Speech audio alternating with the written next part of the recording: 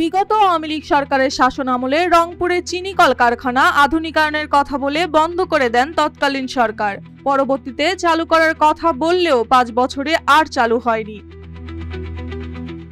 জুলাই গণঅভ্যুত্থানের পর তৎকালীন সরকার পুনরায় রংপুর চিনি কল চালুর সিদ্ধান্ত নেয়। এই খবরে এলাকায় বইছে খুশির বন্যা। উপজেলার মহিমাগঞ্জে অবস্থিত গাইবান্ধার একমাত্র কৃষিভিত্তিক ভারী শিল্প কারখানা রংপুর চিনি কল।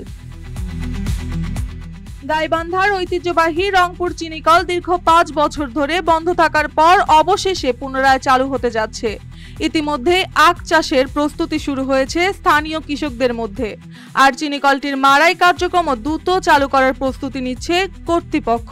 মিলটি চালু হলে স্থানীয়দের কর্মসংস্থান বৃদ্ধি পাবে এবং পুনরায় চিনি উৎপাদনের ধারা সচল হবে। গাইবান্ধার রংপুর চিনি কলটি গত 5 বছর ধরে বন্ধ ছিল। 35 একর জমির ওপর অবস্থিত চিনি কলটির চত্বর দীর্ঘদিন অব্যবহৃত অবস্থায় পড়েছিল, যার ফলে জঙ্গলে পরিণত হয়ে গেছে। মাড়াইয়ের জন্য প্রয়োজনীয় যন্ত্রপাতি এবং যানবাহনও পড়েছিল অবহেলায়। তবে গত বছরের ডিসেম্বরে সরকার থেকে মিলটি পুনরায় চালুর নির্দেশনা আসার পর এটি নতুন করে চালু করার প্রস্তুতি শুরু হয়েছে। স্থানীয় কৃষকরা আশাবাদী যে মিলটি চালু হলে তাদের আখ চাষের জন্য একটি স্থায়ী বাজার তৈরি হবে এবং স্থানীয় কর্মসংস্থানও বৃদ্ধি পাবে।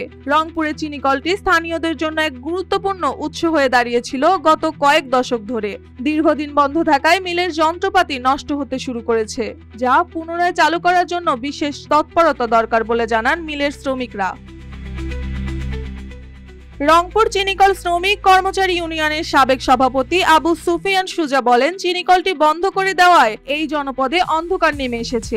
অসাধু সিন্ডিকেটের ষড়যন্ত্র ছিন্ন করে চিনিকলটি আধুনিকায়নের মাধ্যমে চালু করার সিদ্ধান্ত খুবই বাস্তবসম্মত।